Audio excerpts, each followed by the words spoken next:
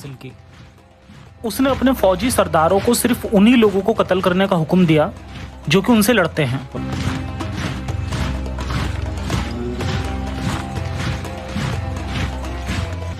मगर खुफिया तौर से मुनाफिक पैगंबर ने 10 मक्का वासियों की फहरिस्त दी थी जिनको की कत्ल किया जाना था।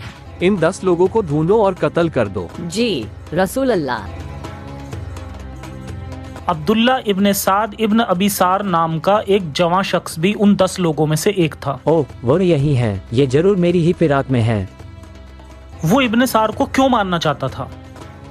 इसका जवाब जानने के लिए हमें कई साल पीछे जाना होगा। कई साल पहले इब्ने सार कुरैश कबीले के एक अमीर परिवार, जो कि कबीले का हुक्मरान था, उसका एक जवां शख्स था। वो और उस्मान इब्ने अफ़्फ़ान, जो कि बाद में तीसरा खलीफा बना, आपस में एक ही माँ के दूध पिए हुए सौतेले भाई थे। उसका मानना था कि मोहम्मद एक असली पैगंबर था। ला इलाहा इल्लल्लाह मोहम्मद रसूल अल्लाह, अल्लाह के अलावा कोई और खुदा नहीं है, मोहम्मद अल्लाह का रसूल है। उसने मुसलमान बनने का फैसला लिया और मदीना में हिजरत करने के लिए मक्का को छोड़ दिया। अब मैं एक मुसलमान हूँ, मैं अपने पैगंबर के साथ रहना चाहता हूँ।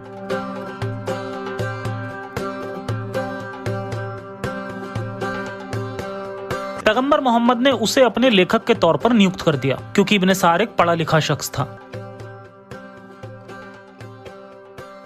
लेकिन पैगंबर मोहम्मद और मुसलमानों के बारे में जानने के बाद वो इम्प्रेस नहीं हुआ।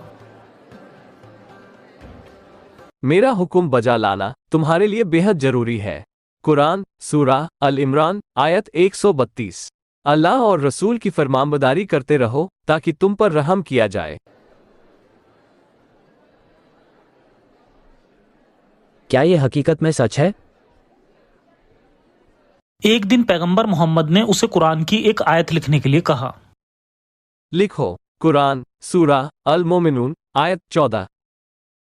फिर हमने इस पानी की बूंद को जमा हुआ खून बना दिया, फिर जमे हुए खून को गोश्त की बोटी बना दिया, फिर गोश्त की बोटी को हड्डियां बना दिया, फिर हमने इन हड्डियों को गोश्त पहनाया, फिर उसे एक दूसरी सूरत बना दिया।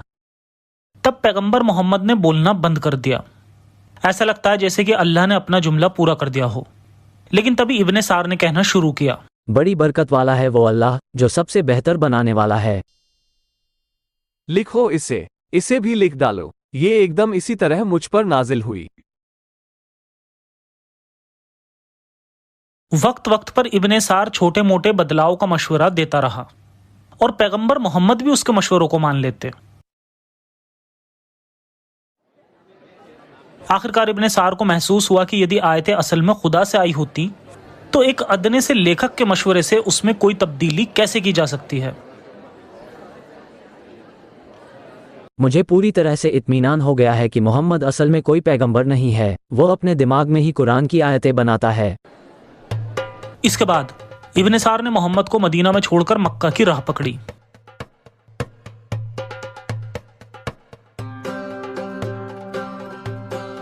यदि मोहम्मद एक पैगंबर हो सकता है तो मैं भी अल्लाह का पैगंबर हो सकता हूँ।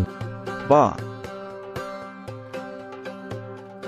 मक्का में उसने कुरैश कबीले के लोगों को वो सब कुछ बता दिया जो कि वो मोहम्मद के बारे में जानता था। मैं मोहम्मद को जैसे चाहे घुमा देता था। अगर वो कहता सबसे अक्लमंद तो मैं कहता सब कुछ जानने वाला। वो मेरी हर बात से मुत्फिक होता और उसे कुरान में लिखने के लिए कहता बेशक ये सही बात है। तो इस तरह से कुरान को लिखा गया।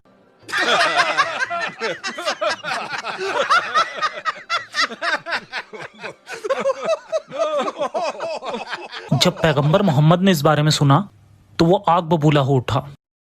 कुरान सूरा अल अनाम आयत 93। वर इससे बढ़कर जालिम कौन, जो अल्लाह पर झूठ बांधे या कहे मेरी तरफ वही की गई, हालांकि उसकी तरफ कोई वही नहीं भेजी गई, और जो कहे मैं भी अभी ऐसा कलाम उतार दूंगा जैसा अल्लाह ने उतारा है। और अगर तुम देखो जब जालिम मौत की सख्तियों में होते हैं और फरिश्ते हाथ फैलाते हुए कहते हैं कि अपनी जानें निकालो, आज तुम्हें जिल्लत का अजाब दिया जाएगा उसके बदले में जो तुम अल्लाह पर नाहक बातें कहते थे और इसकी आयतों से मगरूर रहते थे।